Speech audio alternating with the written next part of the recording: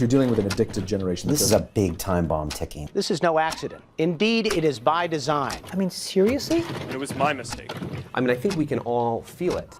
To try to make these products as addictive as 400% possible. spike in dopamine. We now know that many of the major social media companies hire individuals called attention engineers who borrow principles from Las Vegas casino gambling, among other places, to try to make these products as addictive as possible. That is the desired use case of these products, is that you use it in an addictive fashion because that maximizes the profit that can be extracted from your attention and data.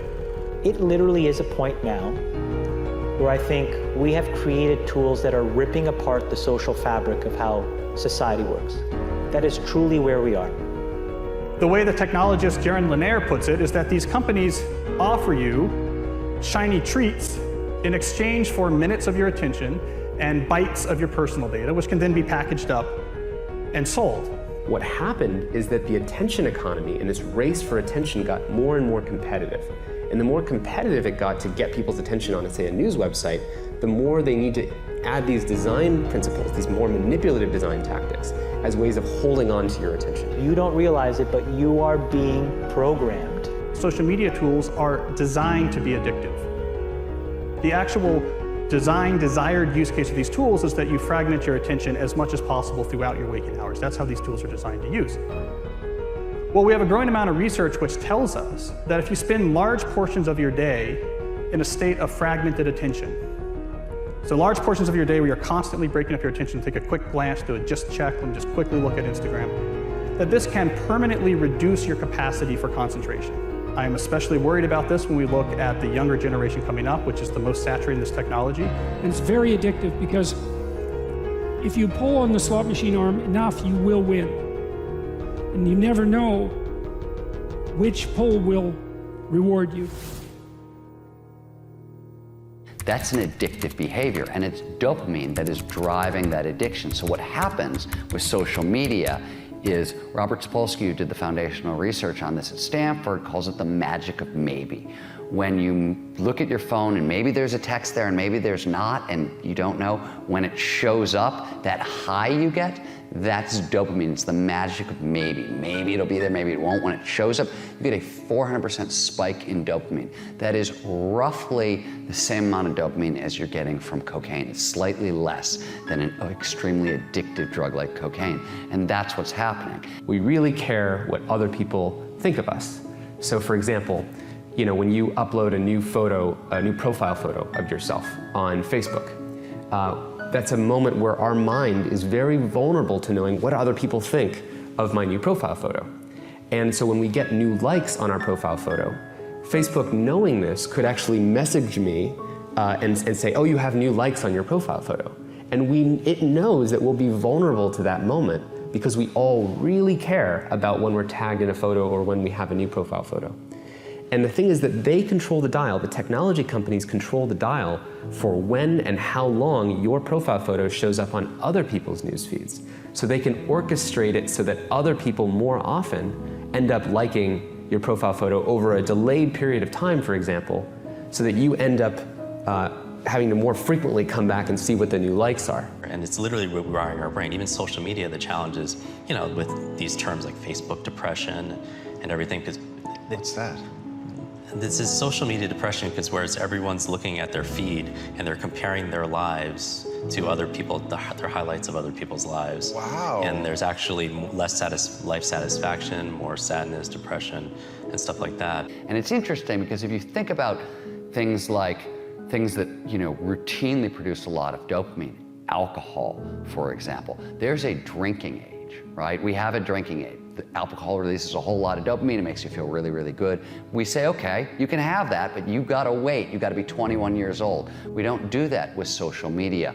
We're, essentially putting highly addictive drugs into the hands of kids before they have any natural defenses against them. And what you're seeing with internet addiction, with social media addiction, is the same thing over and over. It's people trying to change their state of consciousness with a device, trying to get at the underlying neurochemical chemistry, and it's very, very addictive. And so I would say the problem with the gadgets, and they're amazing things, is that they interfere with they proximately interfere with medium to long-term goals, I would say.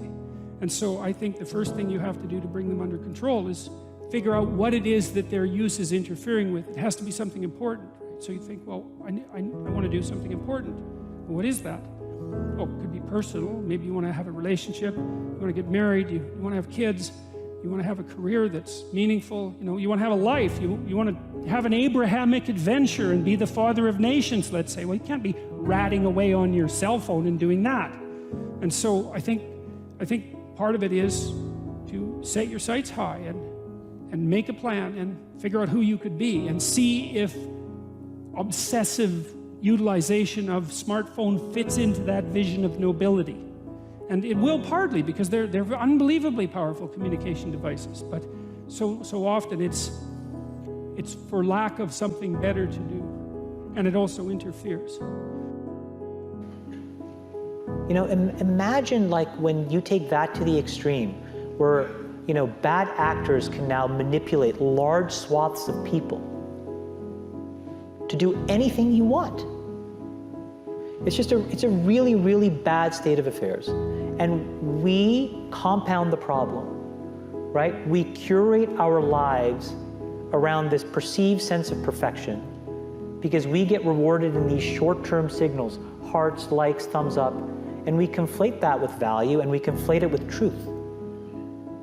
And instead what it really is fake brittle popularity that's short-term and that leaves you even more, and admit it, vacant and empty before you did it. Because then it forces you into this vicious cycle where you're like, what's the next thing I need to do now? Because I need it back. Think about that compounded by 2 billion people.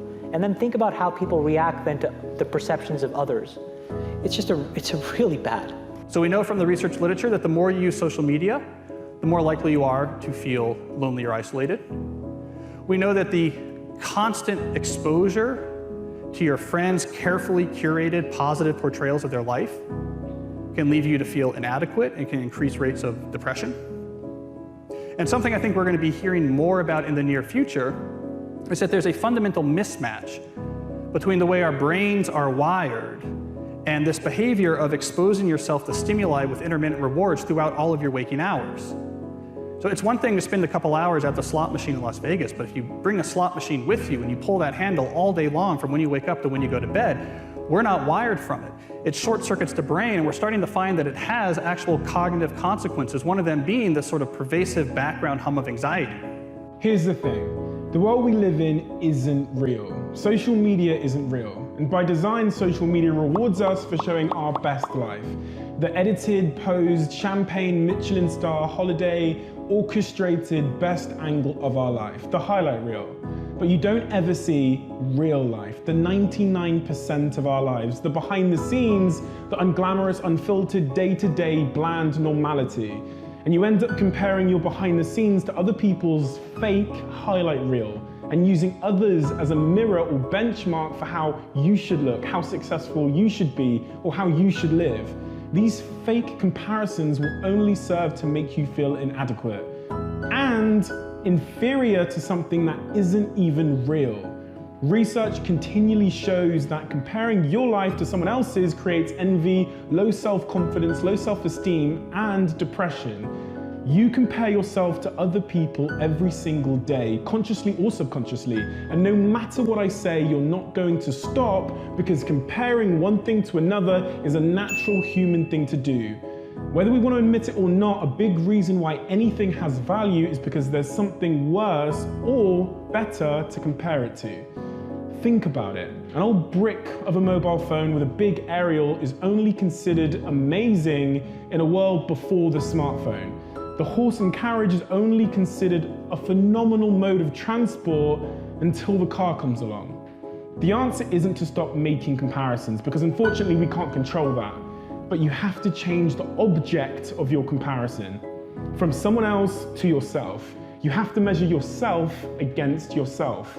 And by doing this, you start at a base point where you consider yourself to be perfectly fine exactly how you are. But it also is the most effective, motivating, and healthy way to work to improve yourself. You'll become your happier self when you stop putting pressure on yourself to be more like someone else, and when you start comparing real to real. We are in a really bad state of affairs right now, in my opinion. It is eroding the core foundations of how people behave by and between each other. And I don't have a good solution. You know, my solution is I just don't use these tools anymore. I haven't for years. It's created huge tension with my friends, huge tensions in my social circles.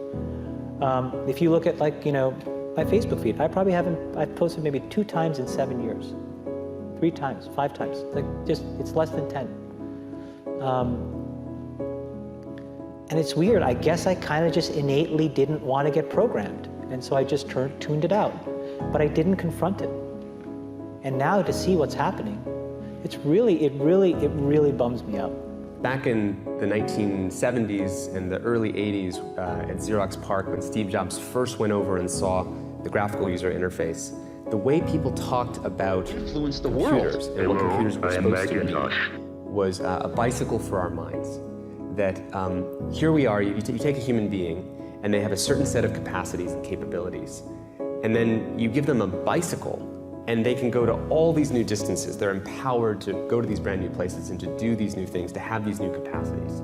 And that's always been the philosophy of people who make technologies. How do we create bicycles for our minds to do and empower us to feel and access more? Now, when the first iPhone was introduced, it was also the philosophy of these technologies. How do we empower people to do something more? And in those days, it wasn't manipulative because there was no competition for attention. Photoshop wasn't trying to maximize how much attention it took from you. It didn't measure its success that way. And the internet overall had been in the very beginning not designed to maximize attention. It was just putting things out there, creating these message boards. It wasn't designed with this whole persuasive psychology that emerged later. If you feed the beast, that beast will destroy you. If you push back on it, we have a chance to control it and rein it in. And it is a point in time where people need to hard break from some of these tools and the things that you rely on. The short-term dopamine-driven feedback loops that we have created are destroying how society works. No civil discourse, no cooperation, misinformation, mistruth. And it's not an American problem. This is not about Russian ads. This is a global problem. Mr. Zuckerberg, would you be comfortable sharing with us the name of the hotel you stayed in last night?